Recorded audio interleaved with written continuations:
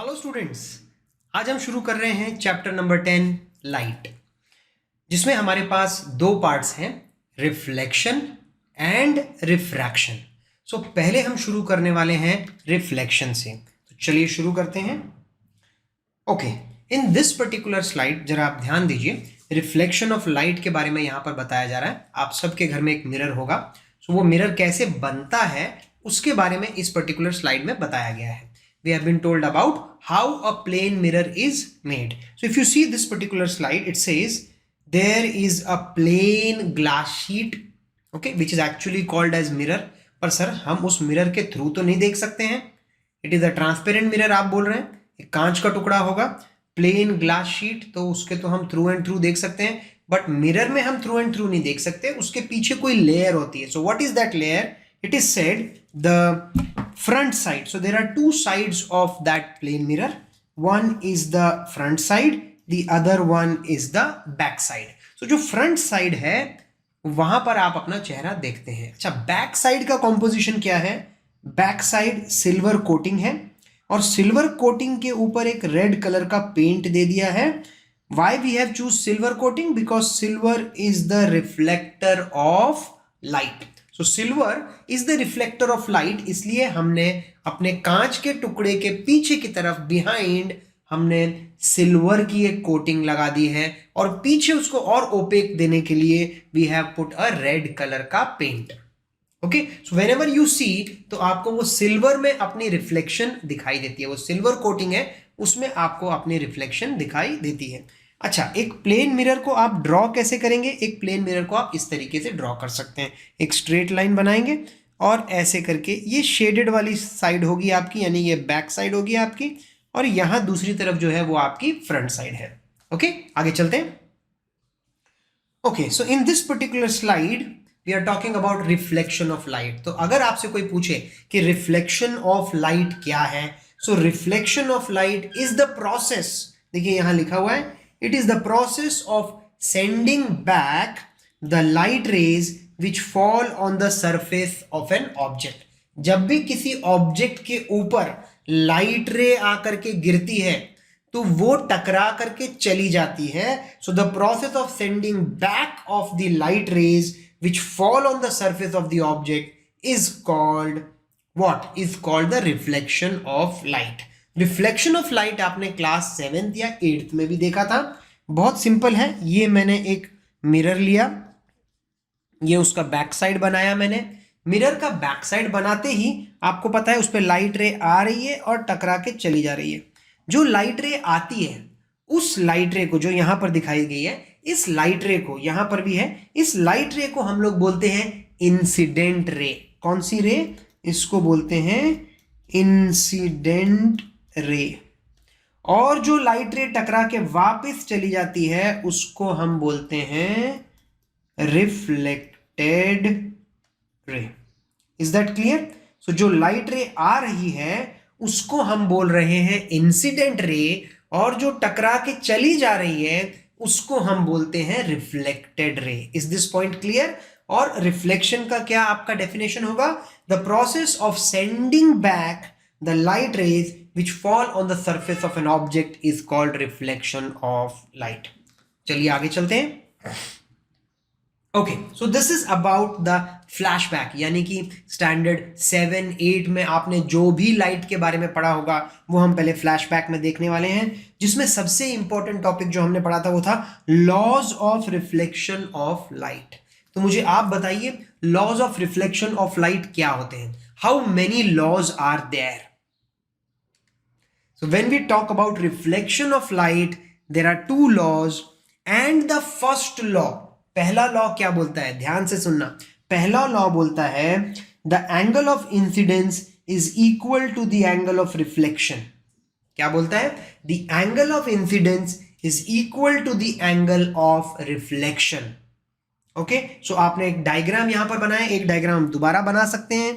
ये लीजिए, आपने ऐसे मिरर लगा दिया, ये मिरर का बैक साइड हो गया, यानी लाइट रे जो भी आ रही है, इंसिडेंट रे जो भी आ रही है, वो टकरा करके ऐसे चले जा रही है। ठीक है, यहाँ पर देखिए इंसिडेंट रे हमने बना दी है, और जो बाउंस होकर के चली जा रही है उस रे को हमने बोल दिया रिफ्लेक्टेड रे। ओके, अब इन दोनों के बीच में एक डॉटेड लाइन दिखाई दे रही होगी आपको यहाँ पर, ये देखिए, उसको बोलते हैं नॉर्मल। ये है मेरी नॉर्मल, वो डॉटेड लाइन को मैं नॉर्मल बोलता हूं। नॉर्मल क्या होता है? It is always perpendicular to the surface. जो भी मेरा सरफेस होगा उससे एक परपेंडिकुलर लाइन बनाएंगे, पर कहां पर बनाएंगे sir? Eight the point of incidence. ये रहा मेरा पॉइंट ऑफ इंसिडेंस। यहां पर जहां भी वो इंसिडेंट रे आकर के टकराएगी सरफेस से, that point becomes the point of incidence. आने वाली लाइट रे इंसिडेंट रे, जहां पे टकराएगी वो जगह का नाम पॉइंट ऑफ इंसिडेंस, टकरा करके वापस चली जाएगी। So at that particular point you have to make a dotted line which is 90 degree to the surface, and that particular line is called a normal. Okay, आपने एक नॉर्मल भी बना दिया। अच्छा, तो अब ये बनता है आपका एंगल आई। एंगल आई क्या होता है? Angle I is the angle of incidence. So angle of incidence, ध्यान से सुनना, किस किस के बीच में बनता है? एंगल ऑफ इंसिडेंस बनता है इंसिडेंट रे और नॉर्मल के बीच में। ये मेरी इंसिडेंट रे है, ये मेरी नॉर्मल है, उनके बीच में जो एंगल बना that is called angle of incidence. Then what is the angle of reflection? Angle of reflection is the angle between the normal and the reflected ray. Incident ray और normal के बीच में angle of incidence, जिसको आई से represent करते हैं, और reflected ray और normal के बीच में जो एंगल बनता है that is called angle of reflection. So यहां पे दो एंगल है, angle of incidence, angle of reflection. And it says that the law number 1 says that the angle of incidence is equal to the angle of reflection. दोनों equal होते हैं। कौन कौन दोनों चीजें इक्वल होती हैं? Angle of incidence is equal to angle of reflection. क्या ये समझ में आ गया आपको? चलते हैं पॉइंट नंबर 2 की तरफ, यानी कि सेकेंड लॉ। सेकेंड लॉ क्या बोलता है? The second law says that the incident ray, ध्यान से देखना, the incident ray, the normal to the mirror at the point of incidence. यानी कौन कौन से?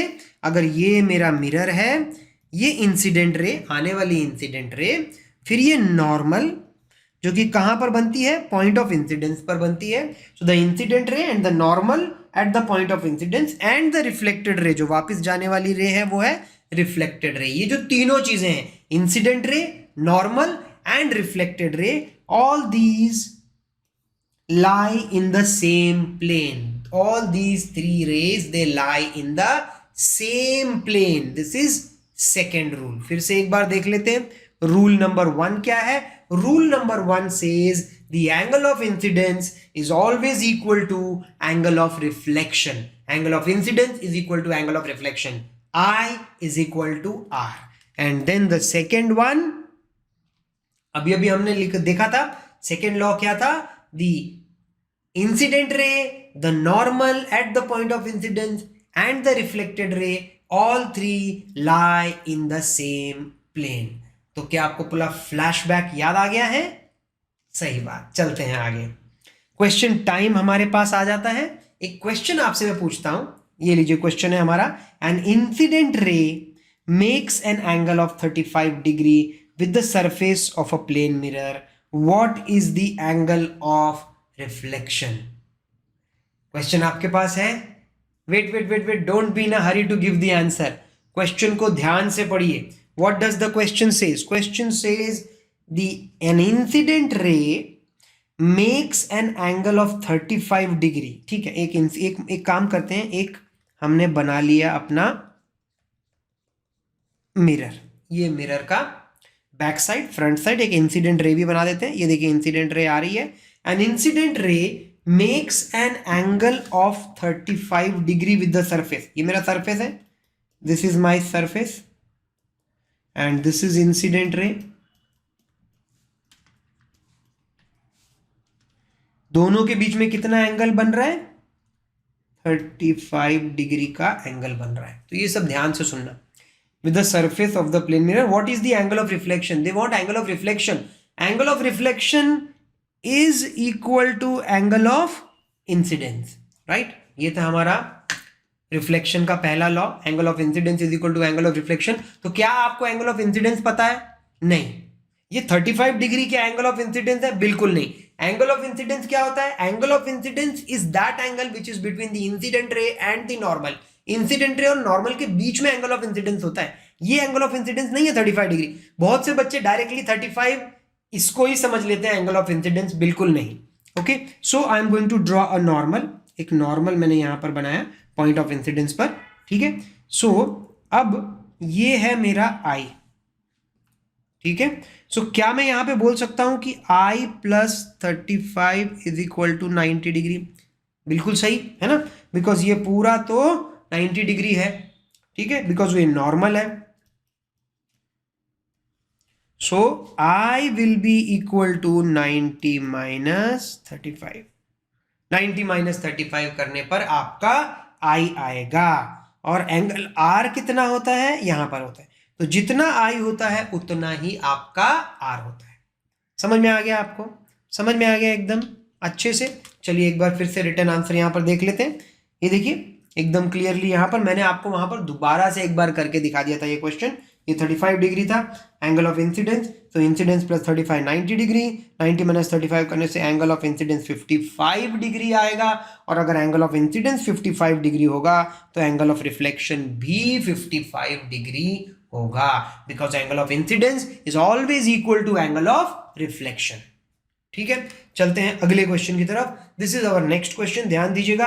अ ray of light is incident normally on a plane mirror. एक plane mirror बना लेते हैं और प्लेन मिरर के ऊपर एक रे ऑफ लाइट ऐसे इंसिडेंट हो रही है, ठीक है, वो भी बना लिया। What will be the angle of incidence? अच्छा, इट इज इंसिडेंट नॉर्मली, ये बात ध्यान देना।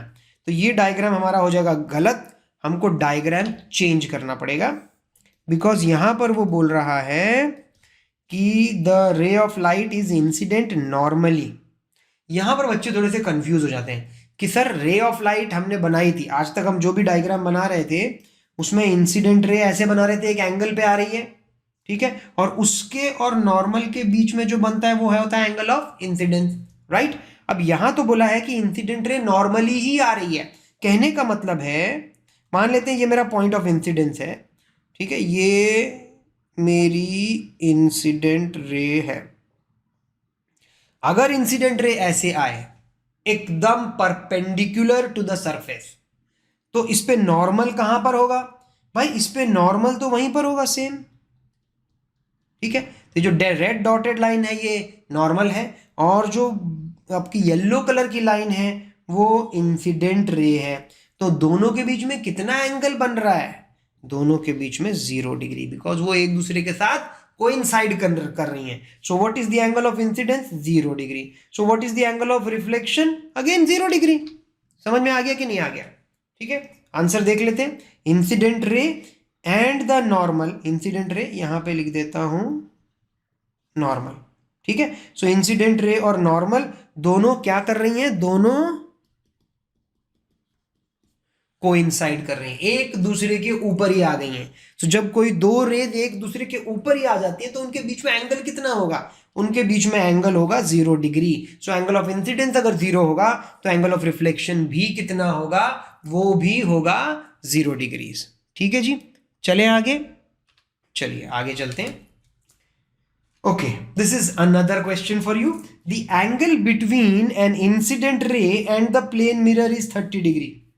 जब भी आपको क्वेश्चन मिले जल्दी नहीं करनी है, डायग्राम बनाने की कोशिश करनी है। The angle between the incident ray and the plane mirror, एक प्लेन मिरर बना लेते हैं, बना लिया sir. Angle between the incident ray and the plane mirror, incident ray ये रही और प्लेन मिरर के बीच में एंगल कितना बोल रहा है? 30 डिग्री बोल रहा है। द टोटल, आपको क्या चाहिए? The total angle between the incident ray and the reflected रे, और आपके पास 4 ऑप्शन दिए हैं, तो ये एक एमसीक्यू टाइप का क्वेश्चन है, मल्टीपल चॉइस क्वेश्चन। इसमें से एक करेक्ट ऑप्शन आपको चूज करना है। तो चलिए पहले हम इंसिडेंट रे तो बना ली, एक रिफ्लेक्टेड रे भी हमने ऐसे बना ली, उनके बीच में एक नॉर्मल भी ऐसे बना लिया। अब तो क्योंकि हम 1-2 क्वेश्चन इस टाइप के कर चुके हैं ना, so we are more confident, तो ये क्वेश्चन का आंसर तो हम आराम से दे ही सकते हैं। आपको क्या चाहिए? टोटल एंगल चाहिए between incident ray and reflected ray. ये मेरी इंसिडेंट रे है और ये मेरी रिफ्लेक्टेड रे है। दोनों के बीच में टोटल एंगल मतलब ये और ये प्लस करना पड़ेगा, यानी ये आई है ये आर है और ये दोनों इक्वल होते हैं। अगर ये एक्स होगा तो ये भी कितना हो जाएगा, एक्स हो जाएगा। ठीक है, दोनों को प्लस करके बताना है कि वो 30 है कि 60 है कि 90 है कि 120 है। देखिए बहुत ही सिंपल है, अभी हमने पहले किया था। सो आई प्लस 30 को मैं कितना बोल सकता हूँ, 90 डिग्री बोल सकता हूँ, बिकॉज जो आपका ये डॉटेड लाइन है यहाँ पर वो नॉर्मल है। ठीक है, तो नॉर्मल यानी परपेंडिकुलर होता है। सो यानी I plus 30 is equal to 90। So I is equal to 90 minus 30। So I कितना हो गया, 90 माइनस 30 60 डिग्री, यानी आई मेरा 60 डिग्री हो गया। तो आपको लॉ तो पता ही है, अगर एंगल ऑफ इंसिडेंस 60 है तो रिफ्लेक्शन भी 60 है। सो हमारे पास टोटल कितना हो गया, 60 प्लस 60 होता है 120। तो मेरे ख्याल से option number D is the correct answer for this particular question. देख लेते हैं, yes the answer is correct, the answer is 120 degree। I hope you are clear, very much clear with this। तो जब भी आपको इस टाइप के question मिले, क्वेश्चन को पढ़िए, क्वेश्चन को पढ़िए। The important thing is question को पढ़िए और क्वेश्चन को पढ़ने के बाद उसका डायग्राम बनाने की कोशिश कीजिए। Try to make the diagram for that particular question, then only try to attempt। don't be in a hurry। right now you are in a stage where you have to make your concepts clear। मैं एक एक concept आपका clear कर दूंगा, आपको हर चीजें बताऊंगा। But the problem is, देखिए अगर मेरे पास एक मटका ऐसे है, यहां मान लेते हैं मेरे पास टैप है, ठीक है ना, ये टैप है, ये मटका ऐसे रखा हुआ है। एक और मटका हम यहां पे रख लेते हैं, ठीक है, वो मटका बना लेते हैं, ऐसे बना लेते हैं ये, ठीक है, उल्टा रखा हुआ है। और यहां पर भी एक टैप बना देते हैं, चलिए okay. This is tap A, this is tap B, this is मटका नंबर ए, दिस इज मटका नंबर बी। ध्यान से सुनना। तो आप मुझे बताइए किस मटके में पानी जाएगा। तो आप बोलेंगे सर इसमें क्या है, आपको पता है मटके ए, मटका वाला जो ए है, the pot A will only receive water, pot B is not going to receive water. हाँ हाँ हाँ बिल्कुल ध्यान से सुनना, pot B is not going to receive water. Why? Because वो तो उल्टा है। तो कई बच्चे क्या होते हैं, क्लास में भी इसी तरीके से बैठे होते हैं। क्या सर वो उल्टे बैठे होते हैं? बिल्कुल नहीं। यहां उल्टे का मतलब क्या है, वो अपना माइंड शट करके वहां पे बैठ रहे होते हैं। They think as if they know lot of things. और कभी कभी तो क्या होता है, ये टॉपिक स्कूल में हो चुका होता है, तब तो उनका दिमाग और भी ज्यादा शट होता है। They are sitting in the class thinking that they know lot of things. तो ऐसी सिचुएशन में हम उल्टे मटके की तरह ही हैं, जिसमें पानी नहीं जाएगा, जिसमें नॉलेज नहीं जाएगा। So whenever you are in a class, sit like an open pot, जिसमें मैं कुछ भर सकूं, कुछ दे सकूं। मैं ये नहीं बोलूंगा कि जो मैं बता रहा हूं वो स्कूल में नहीं बताया जाएगा, वो स्कूल में भी हो सकता है बताया जाए, रिपीट किया जाए, कोई बात नहीं। वो आपको और ज्यादा मदद करेगा नॉलेज को अच्छे से अपने दिमाग में रखने के लिए। बट ओपन पॉट की तरह ही क्लास में बैठना है और पूरी तरह से अटेंशन पे करना है हर क्वेश्चन की तरफ, और कुछ नहीं मैं चाहता हूं। बस ये दो चीजें, ध्यान से बैठिए, ध्यान से सुनिए, और जो भी समझ में आ रहा है उसको लिखिए, नहीं आ रहा है तो पूछिए। ठीक है, चलिए देखते हैं। एक क्वेश्चन और हमारे पास आ गया है, इसको भी ले लेते हैं। द इंसिडेंट रे and the reflected ray from a mirror are mutually perpendicular to each other, find the angle of incidence। क्या बोला गया था? whenever you are reading a question, read the question and then try to draw a diagram। the incident ray, तो एक काम करता हूं, एक मैंने मिरर बना लिया, ये बन गया मेरा मिरर। अब बोलता है the incident ray and the reflected ray from a mirror are mutually perpendicular। ये इंसिडेंट रे है, आई आर लिख देता हूं, इंसिडेंट रे, और ये टकरा के चली गई, ये है आर आर रिफ्लेक्टेड रे। ठीक है, अब क्या बोल रहे हैं, दोनों के बीच में कितना एंगल है, they are mutually perpendicular. Perpendicular का साइन तो आपको पता ही है, ये दोनों रेज परपेंडिकुलर है एक दूसरे के, मतलब इसके लिए ये 90 डिग्री है, इसके लिए ये 90 डिग्री है। ये देखिए, तो ये ऐसे बन गया, आपको पता है ये 90 डिग्री है। ठीक है, so incident ray and the reflected ray are mutually perpendicular to each other. अब बोलता है find the angle of incidence. Incidence बता दो भाई, इसमें कौन सा डिफिकल्ट बात है। बीच में आपने पहले नॉर्मल बना ली, ये नॉर्मल बन गई। ठीक है, मान लेते हैं कि एंगल ऑफ इंसिडेंस जो है वो एक्स है, तो एंगल ऑफ रिफ्लेक्शन भी कितना बन जाएगा, x बन जाएगा, क्योंकि बोथ आर इक्वल। अच्छा, दोनों मिला के कितने हैं, 90 डिग्री हैं। सो सिंपल मैथ्स है, x plus x is equal to 90 degree. So 2x is equal to 90 degree, x is equal to 90/2 45 degree. यानी एंगल ऑफ इंसिडेंस आ गया मेरे पास 45 डिग्री। एंगल ऑफ रिफ्लेक्शन भी कितना होगा, वो भी हो जाएगा 45 डिग्री। समझ में आया? तो ऐसा नहीं है कि I am very intelligent. The thing is I am reading the question carefully and then trying to attempt it. बस आपके मन में वो होना चाहिए कि मैं अच्छे से पढ़ूं और इसको अटेम्प्ट करने की कोशिश करूं, मटके को सीधा रखूं, उल्टा नहीं रखूं। ठीक है? Is this answer clear to everybody? So the answer was angle of incidence is 45 degrees.